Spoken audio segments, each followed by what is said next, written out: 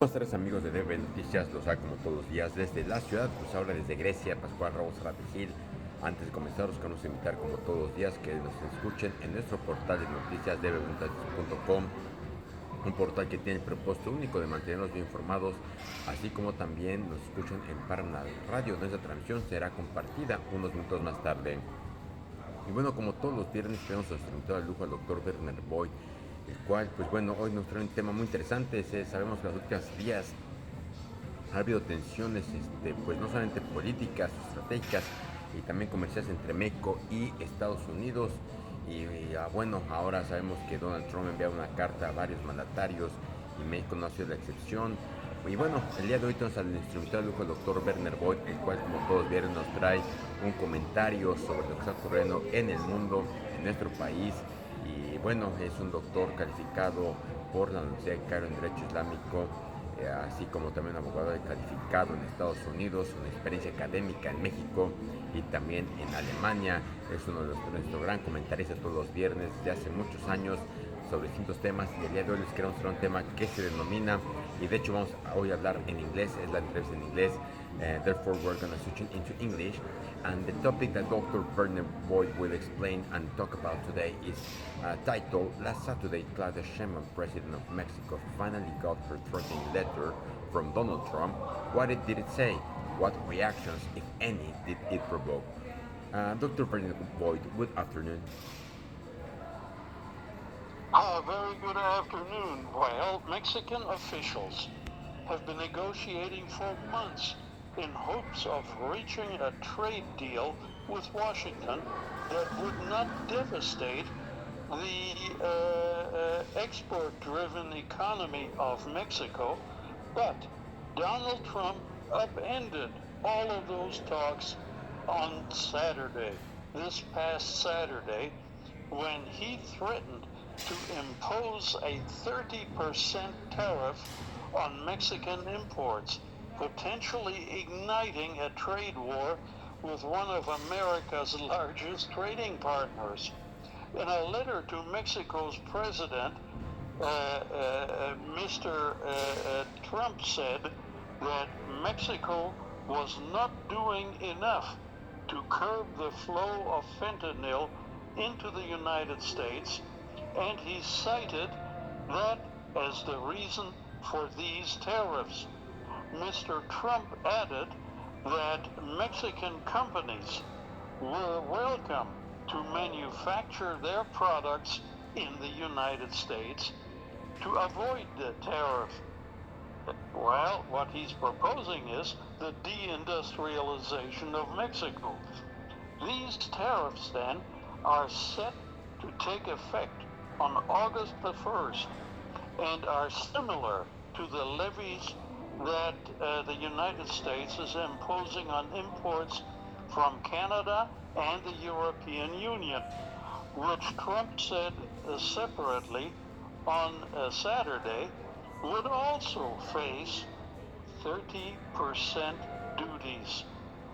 The tariffs come despite the fact that Mr. Trump brokered a trade deal with Mexico and with the United States, and with Canada during his first term that was intended to stabilize economic relations between the United States and its neighbors.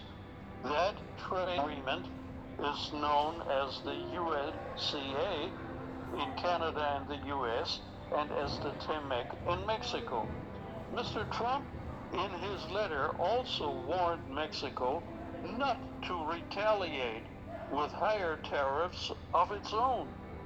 He said that whatever additional tariffs Mexico might impose would be added to the 30% rate that he announced on Saturday. The president added that drugs were not the only issue of concern to the United States, and he pointed to other Mexican policies that contributed to unsustainable trade deficits. The trade deficit is a major threat to our economy and indeed our national security, Trump wrote in the letter that was intended for Claudia Sheinbaum, Mexico's president.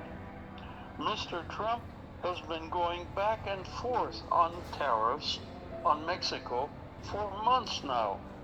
In March, he announced plans to impose a 25% tariff on Mexican imports, and Mexican officials warned that the import tax would cause food shortages in the United States and called it a strategic mistake. Later, Trump exempted goods that trade under the United States-Mexico-Canada agreement, the trade pact that Trump negotiated in his first term. Currently, because of that UMCA exemption, about 87% of Mexican exports to the United States trade tariff-free, according to data from the Mexican government.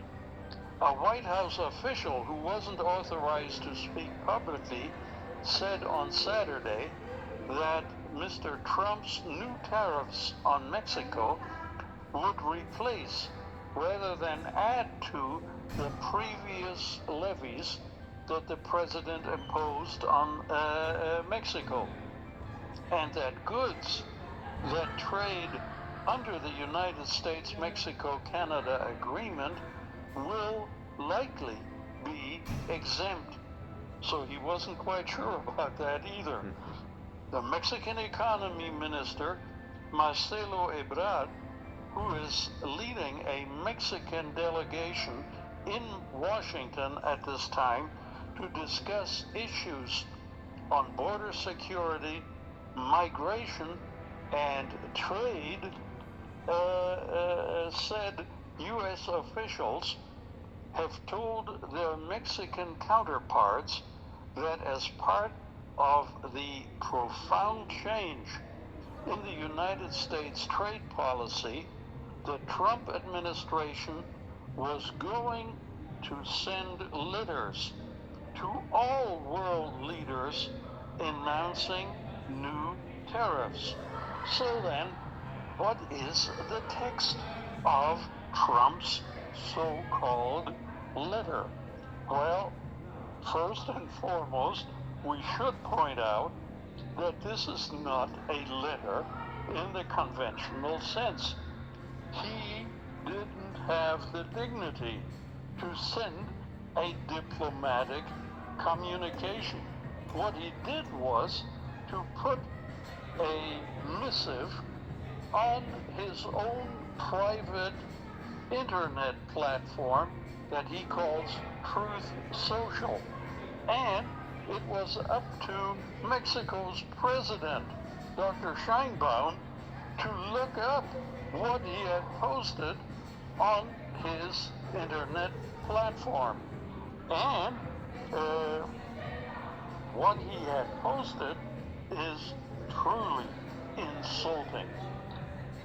He starts out, and the so-called letter is dated July 11th, 2025, and is addressed to Her Excellency Dr. Claudia Sheinbaum Pardo, President of the United Mexican States, Mexico City.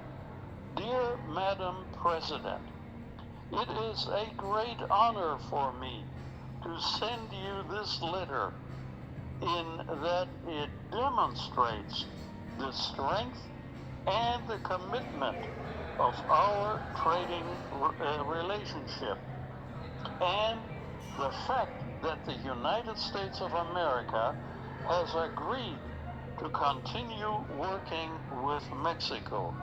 Despite our strong relationship, you will recall the United States imposed tariffs on Mexico to deal with our nation's fentanyl crisis, which is caused in part by Mexico's failure to stop the cartels, who are made up of the most despicable people who ever walked the earth, from pouring these drugs into our country.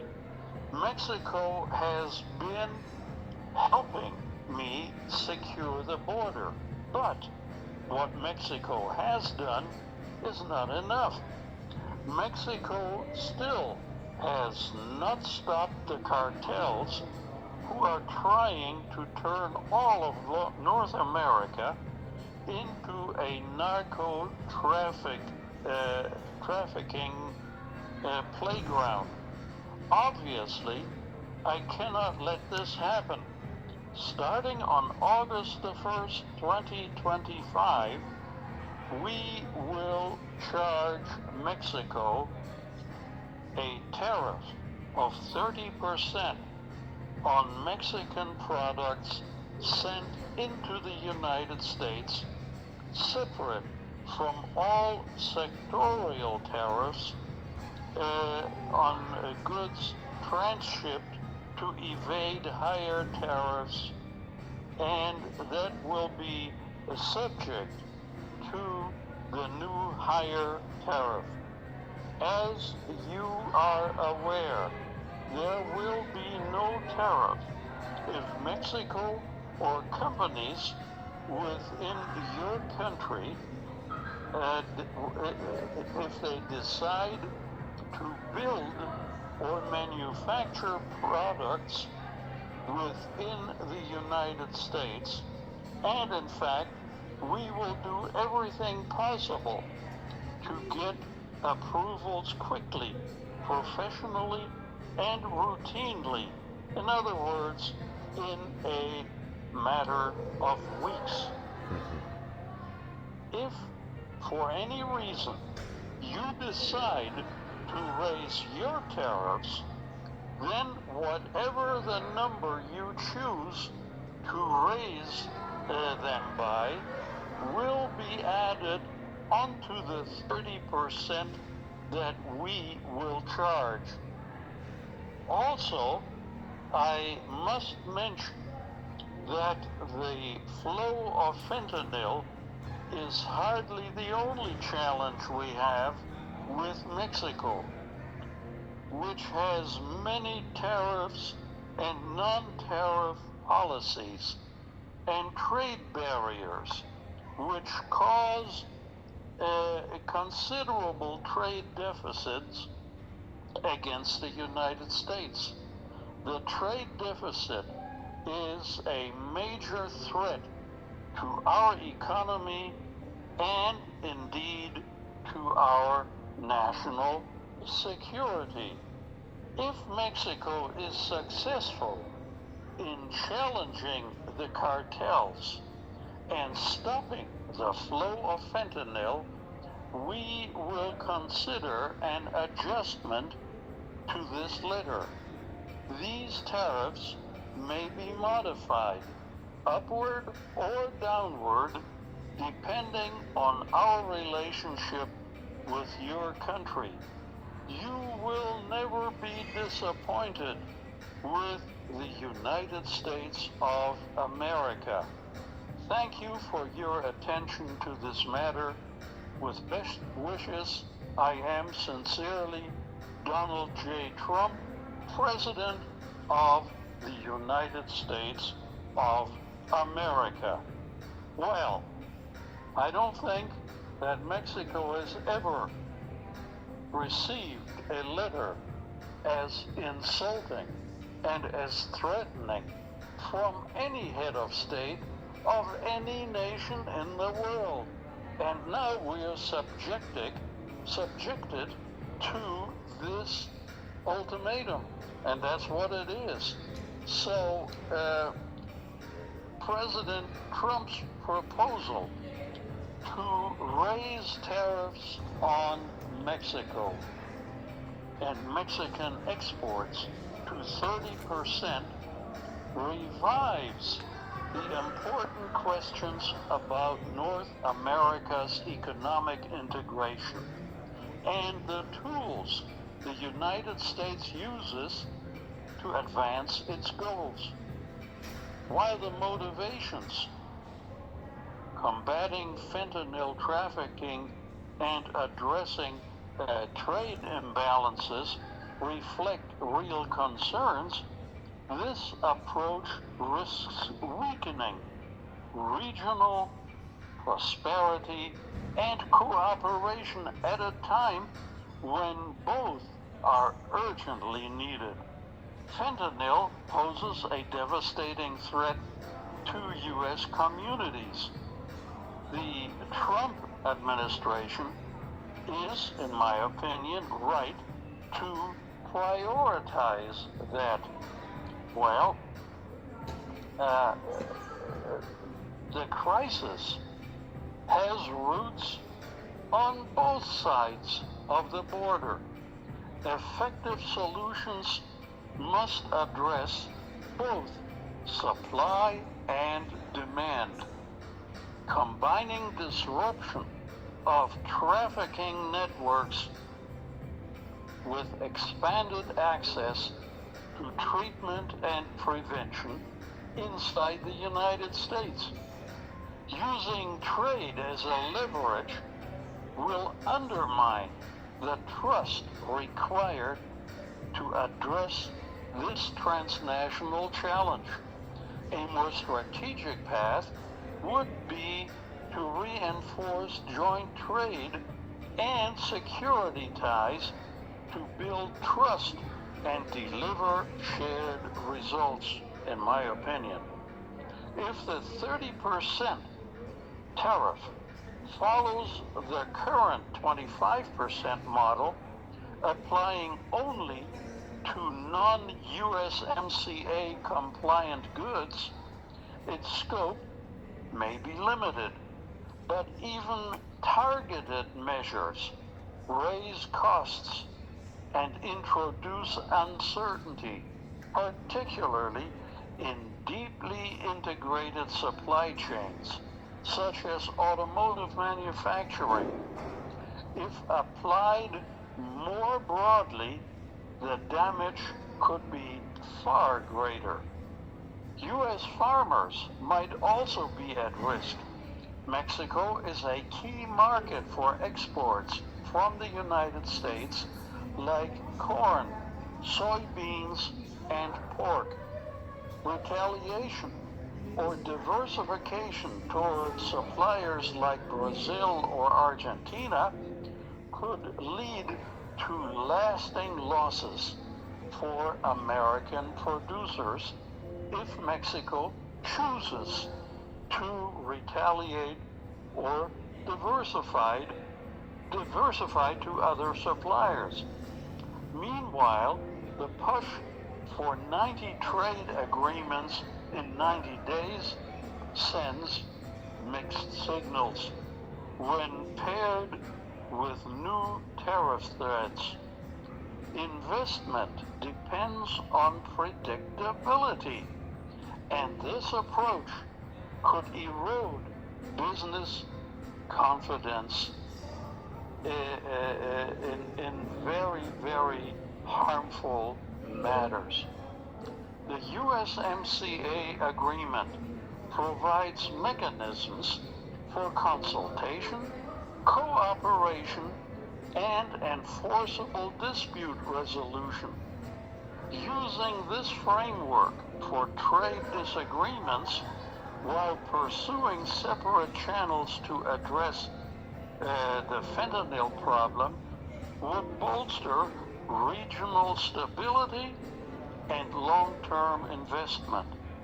In a time of global uncertainty, North America's strength lies in unity. Sustainable solutions depend on partnerships and not on threats. So then, Trump's latest announcement of a 30% tariff on goods and services from Mexico and the European Union as well, that signals a further shift in how Trump's administration approaches global trade, rewriting the rules in favor of protectionism. However, there's a notable difference this time. They're moving more cautiously to avoid spooking financial markets, rather than leading a race to the top where favorable terms are extended to allies. This, what Trump proposes, this is a race to the bottom, where exceptions, not rules, define trade policy. Under Trump, protectionist gains are achieved by carving out deals for politically strategic sectors and industries, especially those seen as core to the Trump administration's voter base.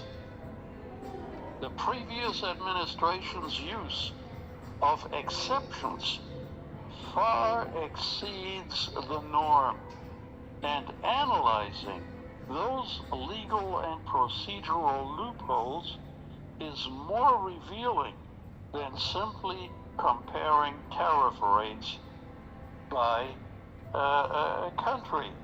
Mexico, in this context, needs to play it cool. President Claudia Sheinbaum has done very well so far by not engaging in direct confrontation, and she should stay the course. This is a David versus Goliath situation, without even a slingshot in the hand of Mexico. Mexico must seek to diversify its trade relationships, though realistically, building new partnerships will take at least years.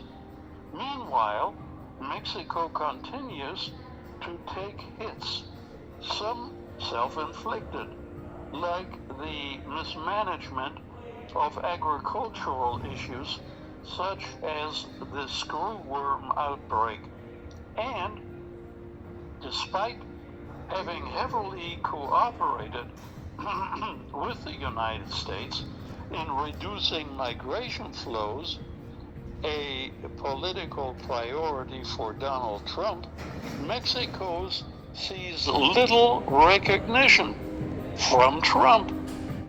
On other issues, like drug trafficking, the challenge remains systemic and quite unmanageable at this time through enforcement alone. The demand for drugs in the United States comes from the North. It is a gravitational pull that policing alone cannot reverse. If Trump follows through on this 30% tariff, it should be seen from two angles. First, it is a clear piece of electoral propaganda aimed at energizing Trump's base. And second, it would reflect the early stages of great power retreat. Just as Britain pulled back after World War II, so too might the United States now.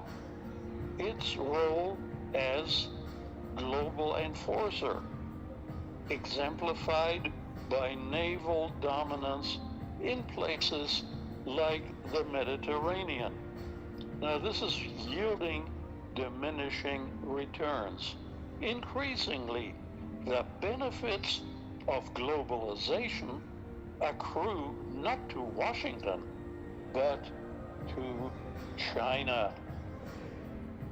It should not surprise anyone, I believe, that the self-imposed 90-day deadline to secure new trade agreements. 90 new trade agreements in 90 days. Well, that deadline came and went with very, very limited results. Only the United Kingdom and Vietnam have agreed to new trade frameworks, not trade treaties, but just declarations of good intentions with the United States. In practice, it takes the office of the United States Trade Representative an average of 900 days to negotiate and conclude a formal trade agreement. And here, Trump has not secured a single trade agreement or trade treaty, as it's also known. The recent letters that he has been putting onto his internet platform, Truth Social, these recent letters threatening further tariffs should be seen not only as a response to this lack of progress, but also as part of the Trump administration's broader strategy to maximize leverage and accelerate commitments on trade, on security, and investment. The consequences of these new tariffs remain still uncertain. If they exclude USMCA compliant goods, their impact may be contained to a certain degree, though implementation costs and loss of competitiveness could still be very significant. If they go further, they risk placing additional strain on the long-term durability of the U.S.-Mexico-Canada agreement. So far, President Sheinbaum has successfully de-escalated tensions through swift diplomatic engagement and enforcement actions on migration and narcotics. But it remains to be seen whether Mexico's strategy of alignment with the United States will hold if threats and unilateral measures and ultimatums persist coming from the Trump administration. Shifting deadlines, unclear benchmarks, and intensifying pressure from Washington will come at a cost. If this pattern continues, in my opinion, frustration may give way to the quiet disengagement and the gradual rewiring of global supply chains. As important as the U.S. market remains, world leaders will begin, I feel, to question whether the volatility and the political cost of staying aligned with Washington ultimately will be worth the effort.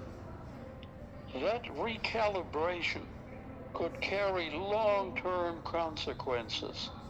According to the Pew Research Center, 70% of all Mexicans and 60% of all Canadians now view the United States as their main threat. By contrast, just 5% of Mexicans and 15% of Brazilians say the same about China. In this context, even if China is far from an ideal partner, persistent U.S. unpredictability may gradually make it appear more liable, will make China appear more reliable at the expense of American leadership in the region and globally.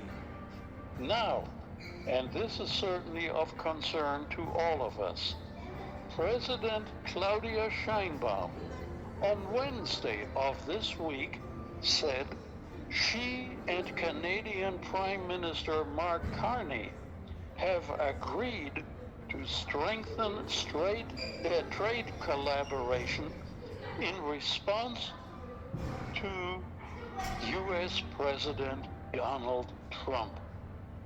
Speaking at her daily morning press briefing, President Sheinbaum said, "We both agreed," she means she and Mark Carney, the Prime Minister of Canada, "we both agreed that the U.S.-Canada-Mexico trade agreement needs to be respected.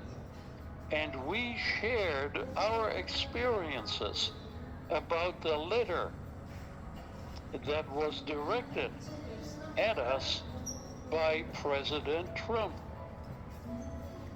President Sheinbaum revealed that both leaders discussed their respective strategies for negotiating with Donald Trump before the August 1st deadline. She added that Mark Carney is expected to visit Mexico soon, although no date has been confirmed so far. Claudia Sheinbaum also held meetings with top Mexican business leaders, including billionaire Carlos Slim and executives from firms such as Bimbo and steel companies, to discuss how to respond to Trump's proposed trade measures.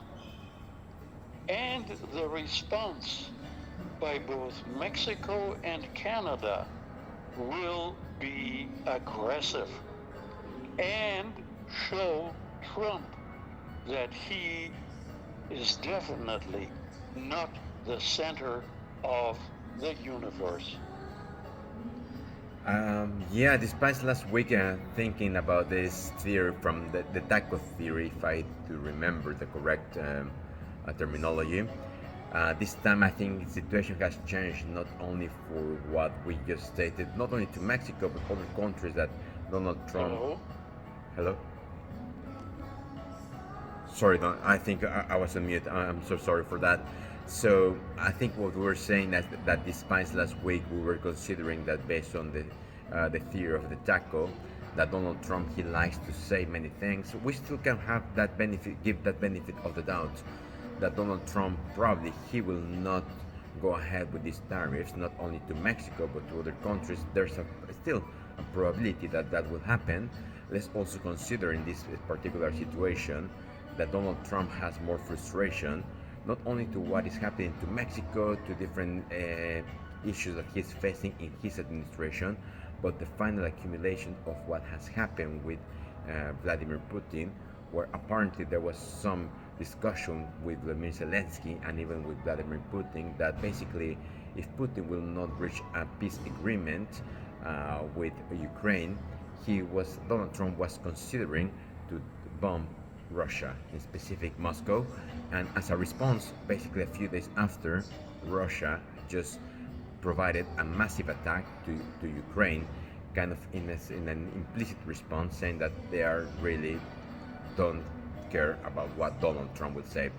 Why do I bring this to our discussion? Because I do believe that this is another way for him to release his frustration, stress, angriness, and also try to gain some attraction, imposing tariffs not only to Mexico but even to other countries, And unfortunately, even I believe Claudia Sheinbaum has made a clear statement that they were taken by surprise. They didn't see this coming, despite the discussions that they were having with the Donald Trump administration. Absolutely. And what really encourages me personally is the fact that now President Sheinbaum is seriously talking with the Canadians. She seems to now be turning away from going on with the trade imbalance, with the 80% dependency of Mexico on the U.S. market, that she is apparently now committed to starting a process of trade diversification, not only with Canada, but also with the European Union. We should not forget that since the year 2000, Mexico has had a true free trade agreement, known in Mexico as the Telecum, with the European Union.